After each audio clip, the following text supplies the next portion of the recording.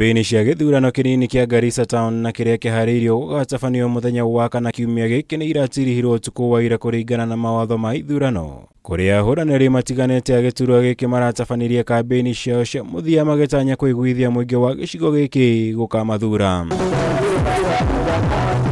Kana wa ahuraniri atandatu nio mahitukitio ni kamiti ya ithurano IEBC kuhuranira giturwa giki magitanya kuihuria ithenya ria ware mumbunge adendware thutha wake kwamurwo gutuika minista thirikari-ini ya Kenya Kwanza. As a member of parliament, if you give me that opportunity, I will make sure that every person will get a place that he can do his business. I will build stalls. I will put a tarmac road here. I will put a light on this street, and I will make this place look better for your business to thrive.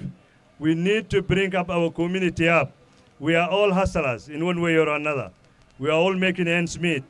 And always you need a leader that cares. Abdi Faisal Amin wa kiama kia ODM ni umwe ware maranyotera giturwa giki na kangethanira na Mohamed Barrow wa UDA. Mohamed Dolal wa UDM hamwe na gihari kumatha gicunji gia kura 54 iria ciandikithitio gicigo-ini giki. There is theft that is going on and a crime that is increasing by the number.